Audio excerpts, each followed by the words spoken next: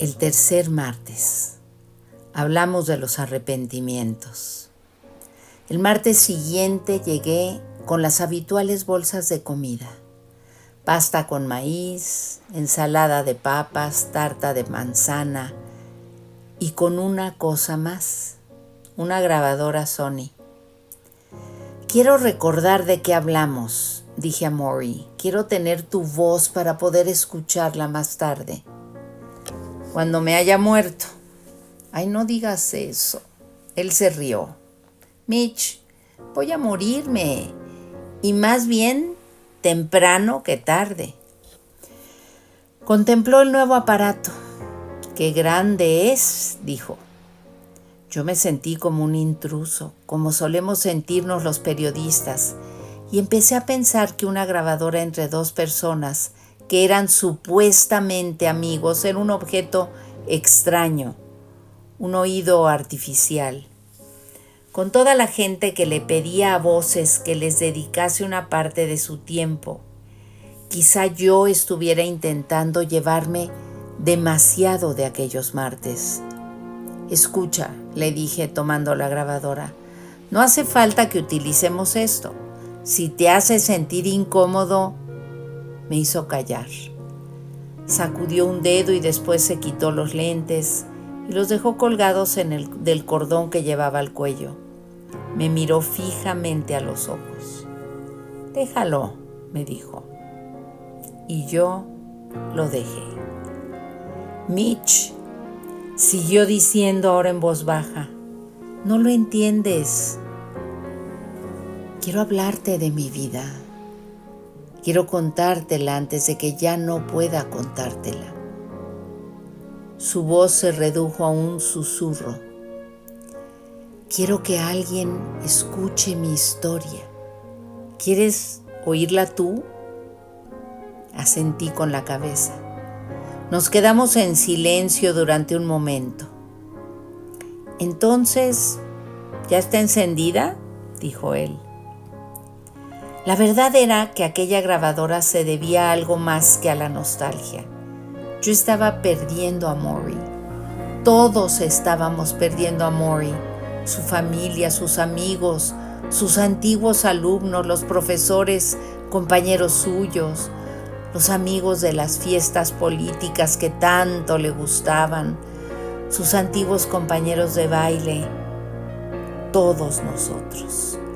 Y supongo que las cintas magnetofónicas, como las fotografías y los videos, son un intento desesperado de robar algo de la maleta de la muerte.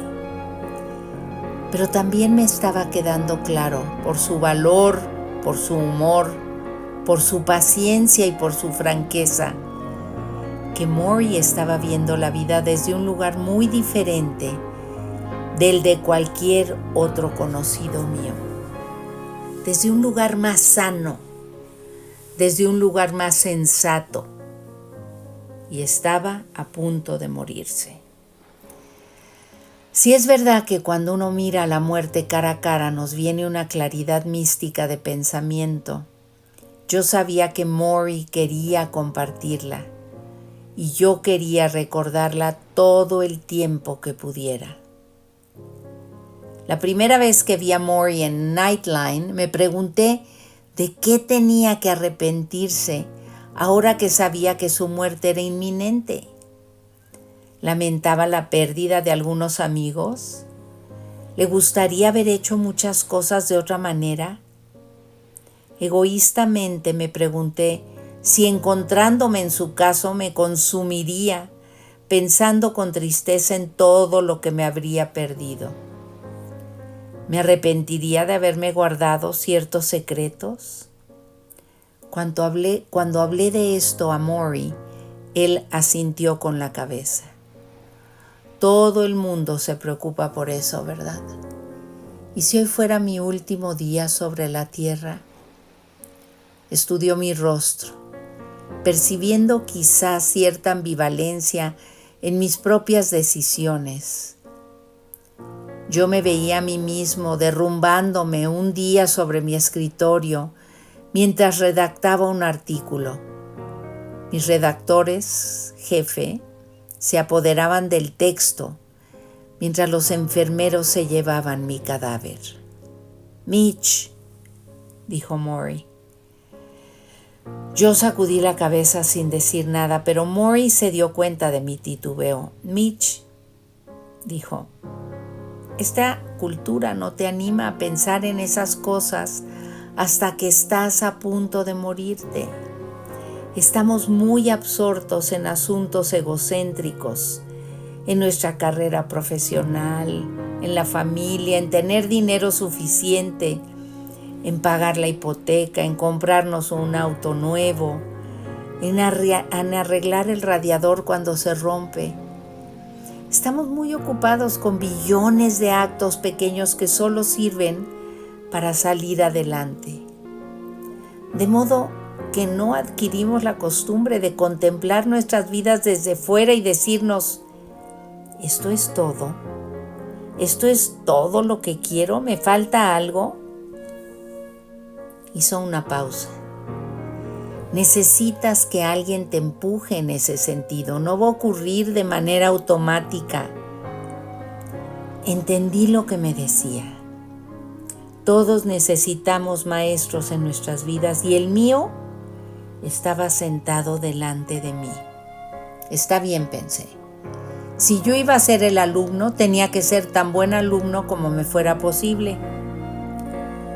Volviendo a casa, aquel día en el avión preparé en un bloc de hojas amarillas una breve lista de asuntos y cuestiones con las que todos tenemos que enfrentarnos, desde la felicidad hasta la muerte, pasando por la vejez y tener hijos. Naturalmente había 1.000.000 de libros de autoayuda sobre estos temas y muchos programas de televisión por cable y sesiones de consulta de $90 la hora. Los Estados Unidos se habían convertido en un mercado persa de la autoayuda, pero al parecer todavía no existían respuestas claras. ¿Tenemos que cuidar de los demás o tenemos que cuidar de nuestro niño interior? ¿Tenemos que volver a los valores tradicionales o tenemos que rechazar la tradición por inútil? ¿Tenemos que buscar el éxito o la sencillez? ¿Tenemos que simplemente decir que no o simplemente hacerlo? Lo único que yo sabía era esto. Maury, mi viejo profesor, no había entrado en el negocio de la autoayuda. Estaba en la vía del tren oyendo el silbido de la locomotora de la muerte, y yo tenía muy claras las cosas importantes de la vida. Yo deseaba aquella claridad. Todas las almas confusas y atormentadas que yo conocía deseaban aquella claridad.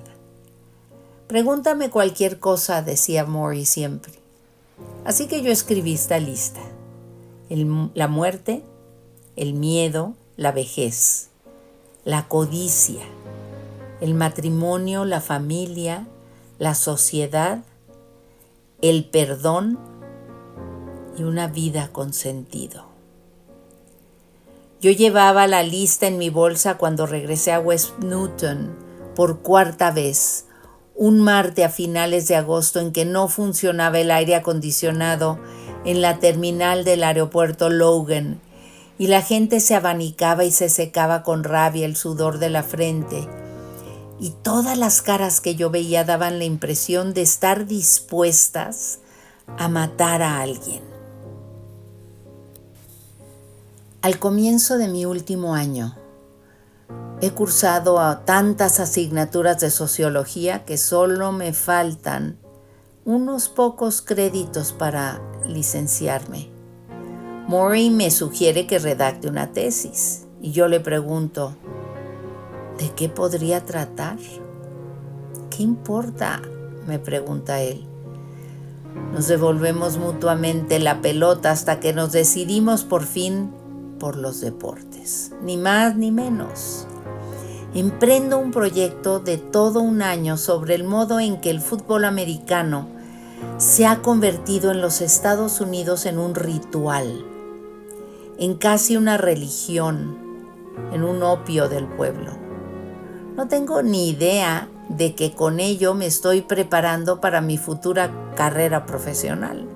Lo único que sé es que me permite pasar otra serie de sesiones semanales con Morrie.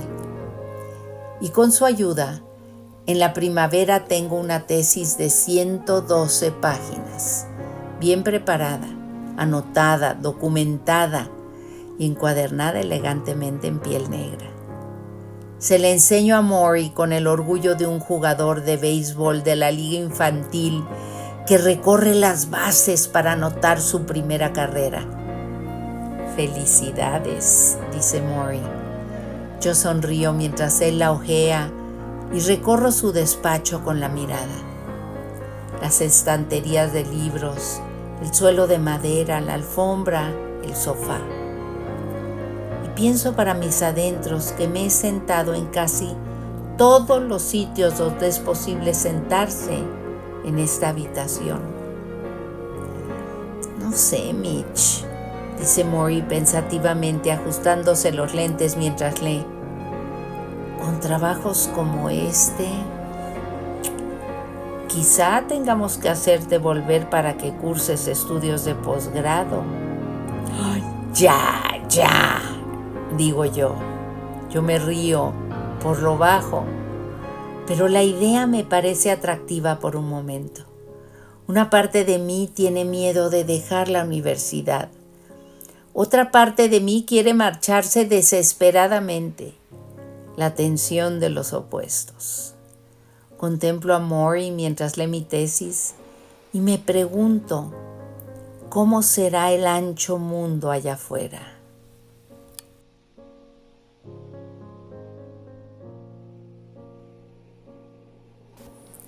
El audiovisual. Segunda parte.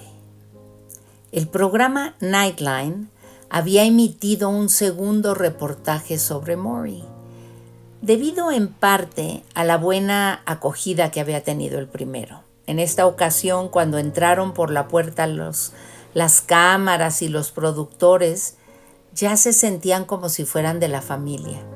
Y el propio Koppel estaba apreciablemente más afable. No hubo ningún proceso de tanteo, ninguna entrevista antes de la entrevista.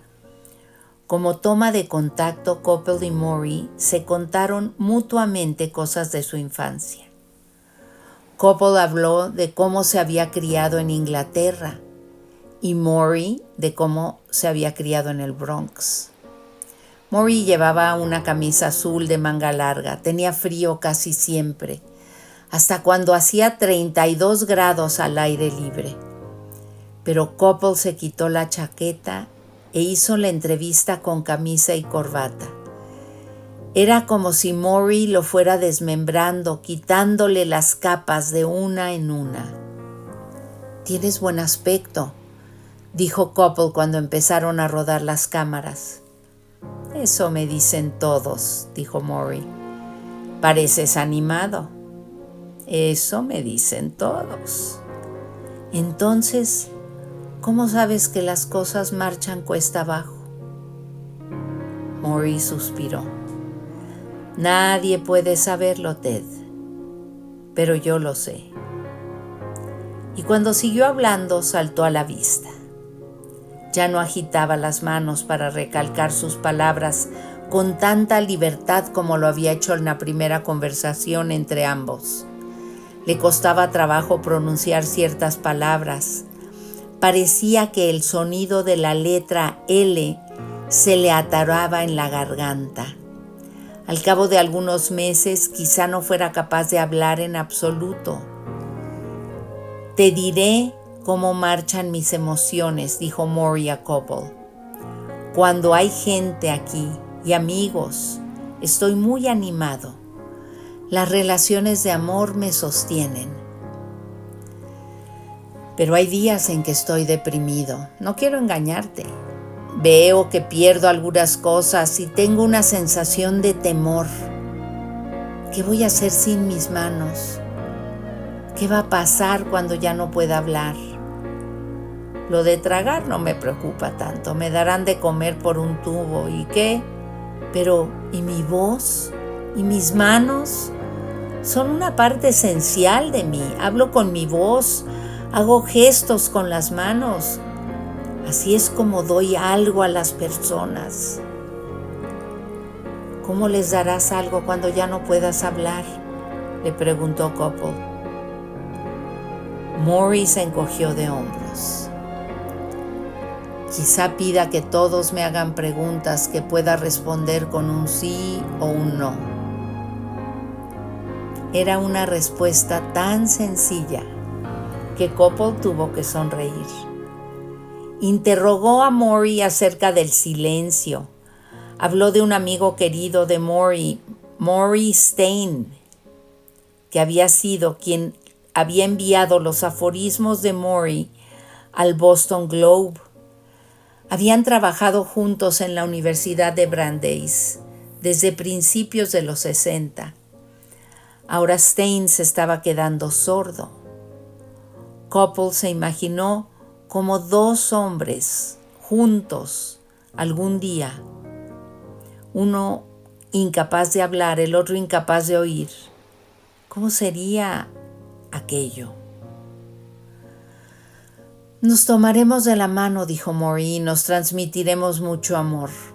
Hemos vivido 35 años de amistad, Ted. No hace falta hablar ni oír para sentirlo. Antes de terminar el programa, Maury leyó a Copple una de las cartas que había recibido.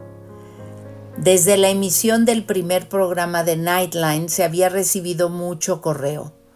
Una carta en concreto era de una maestra en Pensilvania que dirigía una clase especial a la que asistían 9 niños. Todos los niños de aquella clase habían sufrido la muerte de uno de sus padres. He aquí la carta que yo le envié a ella, dijo Maury a Copple, mientras se calaba cuidadosamente los lentes en la nariz y en las orejas. Querida Bárbara, me conmovió mucho tu carta. Me parece que el trabajo que has realizado con los niños que han perdido a uno de sus padres es muy importante. Yo también perdí a uno de mis padres a una edad temprana. De pronto, mientras las cámaras seguían zumbando, Maury se ajustó las gafas. Se detuvo, se mordió el labio y le embargó la emoción.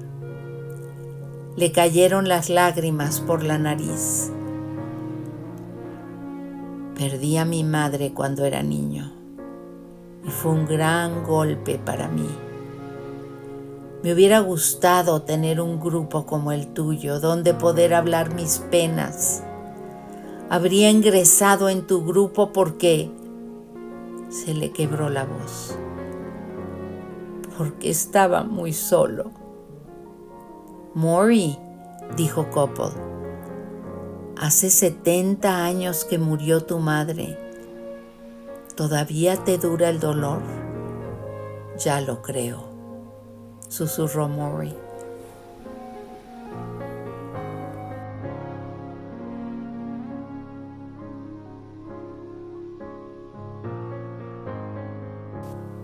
El profesor.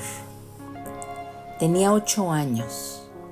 Llegó un telegrama del hospital y como su padre, inmigrante ruso, no sabía leer el inglés, fue Maury quien tuvo que dar la noticia. Leyendo la notificación de la muerte de su madre, como un alumno ante la clase. Lamentamos informarle, empezó a leer. La mañana de los funerales, los parientes de Maury bajaron por la escalera de su edificio de apartamentos en el Lower East Side de un barrio pobre de Manhattan. Los hombres llevaban trajes oscuros, las mujeres llevaban velos. Los chicos del barrio iban camino de la escuela y cuando pasaron por su lado, Maury bajó la vista, avergonzado de que sus compañeros de clase lo vieran así. Una de sus tías, una mujer corpulenta, agarró a Maury y se puso a gemir. ¡Ay, qué ¿Qué vas a hacer sin tu madre? ¿Qué va a ser de ti? Maury rompió a llorar. Sus compañeros de clase se echaron a correr. En el cementerio, Maury vio cómo echaban tierra en la tumba de su madre. Intentó recordar los momentos tiernos que habían compartido en vida de ella. Había llevado una tienda de dulces hasta que cayó enferma y desde entonces había pasado casi todo el tiempo durmiendo o sentada junto a la ventana, con un aspecto frágil y débil. A veces daba un grito a su hijo para pedirle una medicina y el joven Maury, que jugaba béisbol en la calle, fingía que no la oía. Creía para sus adentros que podía hacer que desapareciera la enfermedad a fuerza de no hacerle caso. ¿De qué otra manera puede afrontar la muerte un niño? El padre de Maury, al que todos llamaban Charlie, había venido a América para no tener que ingresar en el ejército ruso. Trabajaba en el ramo de la peletería, pero estaba siempre en paro. Como no tenía estudios y apenas sabía hablar inglés, era terriblemente pobre. Y la familia pasaba muchas temporadas viviendo de la beneficencia. Su apartamento era un local oscuro, estrecho, deprimente, detrás de la tienda de dulces. No tenían lujos. No tenían un auto. A veces, para ganar algún dinero, Maury y su hermano pequeño David lavaban juntos los escalones de los porches por 5 centavos. Tras la muerte de su madre, enviaron a los 2 chicos a un pequeño albergue en los bosques de Connecticut, donde varias familias compartían una cabaña grande y una cocina común. Sus parientes pensaban que el aire puro sería bueno para los niños. Maury y David no habían visto nunca tanta vegetación y corrían y jugaban por los campos. Una noche después de cenar salieron a dar un paseo y empezó a llover. En vez de volver a casa, pasaron varias horas chapoteando bajo la lluvia. A la mañana siguiente, cuando se despertaron, Maury saltó de la cama. «Vamos», dijo a su hermano, «levántate». «No puedo». «¿Qué quieres decir?» David tenía el terror escrito en el rostro. No puedo moverme». Tenía polio. Naturalmente, aquello no se debía a la lluvia, pero un niño de la edad de Maury no era capaz de entenderlo. Durante mucho tiempo, mientras ingresaban periódicamente a su hermano a un sanatorio especial y le obligaban a llevar aparatos en las piernas que le hacían cojear, Maury se sintió responsable. Así pues, iba a la sinagoga por las mañanas, solo, pues su padre no era devoto, y se quedaba de pie entre los hombres que se balanceaban con sus largos abrigos negros y pedía a Dios que cuidase de su madre muerta y de su hermano enfermo. Y por las tardes se ponía al pie de las escaleras del metro y vendía revistas. Todo el dinero que ganaba lo entregaba a su familia para comprar comida.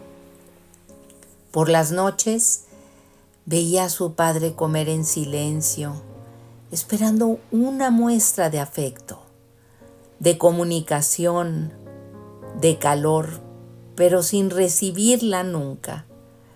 A los 9 años sentía sobre sus hombros el peso de una montaña. Pero al año siguiente entró en la vida de Maury un abrazo salvador. Su nueva madrastra, Eva, era una inmigrante rumana pequeña, de rasgos corrientes, con el pelo castaño y rizado y con la vitalidad de 2 mujeres. Tenía un brillo que inundaba de calor el ambiente, lóbrego por lo demás, que creaba el padre. Hablaba cuando su nuevo marido estaba callado. Cantaba canciones a los niños por la noche. Maury encontraba consuelo en su voz tranquilizadora, en las lecciones escolares que les daba, en su carácter fuerte. Cuando su hermano regresó del sanatorio llevando todavía aparatos en las piernas por la polio, los dos compartieron una cama plegable en la cocina del departamento y Eva les daba un beso al acostarse. Maury esperaba aquellos besos como un cachorro espera su leche y sentía muy dentro de sí que volvía a tener madre. Pero no salían de su pobreza. Vivían por entonces en el Bronx, en un apartamento de un dormitorio, en un edificio de ladrillos rojos en la avenida Tremont, junto a una cervecería italiana con terraza al aire libre donde los viejos jugaban a las bochas las tardes de verano. A causa de la depresión, el padre de Maury encontraba todavía menos trabajo en el ramo de la peletería. A veces, cuando la familia se sentaba a cenar, lo único que Eva podía darles era pan. ¿Qué más hay?, preguntaba David. Nada más, respondía ella. Cuando arropaba a Maury y a David en la cama, les cantaba en Yiddish. Hasta las canciones eran tristes y hablaban de la pobreza. Había una de una niña que intentaba vender cigarrillos. Por favor, cómprenme mis cigarrillos. Están secos, no los ha mojado la lluvia. Tengan piedad de mí, tengan piedad de mí. Con todo, a pesar de sus circunstancias, a Maury le enseñaron a amar y a querer y aprender. Eva no aceptaba más que las mejores notas posibles en la escuela, pues veía que la educación era el único antídoto para la pobreza. Ella misma asistía a la escuela nocturna para mejorar su inglés. El amor de Maury al estudio se incubó en sus brazos. Estudiaba por la noche, a la luz de la lámpara de la mesa de la cocina, y por las mañanas iba a la sinagoga para recitar el Yizkor, la oración en recuerdo de los muertos por su madre. Lo hacía para mantener vivo su recuerdo. Aunque parezca increíble, el padre de Maury le había dicho que no hablase nunca de ella. Charlie quería que el pequeño David creyera que Eva era su madre natural. Era una carga terrible para Maury. Durante años enteros, la única prueba que tuvo Maury de la existencia de su madre fue el telegrama que había notificado su muerte. Lo había escondido el día que llegó. Lo conservó durante el resto de su vida. Cuando Maury era adolescente, su padre lo llevó a una fábrica de peletería donde trabajaba. Era en tiempos de la depresión. Pretendía encontrar trabajo para Maury. Entró en la fábrica y sintió inmediatamente que las paredes se le venían encima. La sala estaba oscura y calurosa. Las ventanas estaban cubiertas de mugre y las máquinas muy juntas giraban como las ruedas de un tren. Los pelos de las pieles volaban por el aire cargando el ambiente y los trabajadores que cosían las pieles estaban inclinados sobre sus agujas, mientras el jefe recorría las filas y les gritaba que trabajaran más deprisa. Maury apenas podía respirar. Estaba de pie junto a su padre, paralizado de miedo, esperando que el jefe no le gritase a él también. En el descanso para la comida, el padre de Maury lo llevó ante el jefe y lo puso ante él de un empujón, mientras preguntaba si había trabajo para su hijo. Pero apenas había trabajo para los adultos y ninguno quería dejarlo. Aquello fue una bendición para Maury. Le repugnaba aquel lugar. Hizo otro voto que mantuvo hasta el final de su vida, que no trabajaría nunca explotando a otra persona y que no consentiría nunca ganar dinero a costa del sudor de otros. ¿Qué vas a hacer?, le preguntaba Eva. No lo sé, decía él. Descartó el derecho porque no le gustaban los abogados y descartó la medicina porque no soportaba ver sangre. ¿Qué vas a hacer?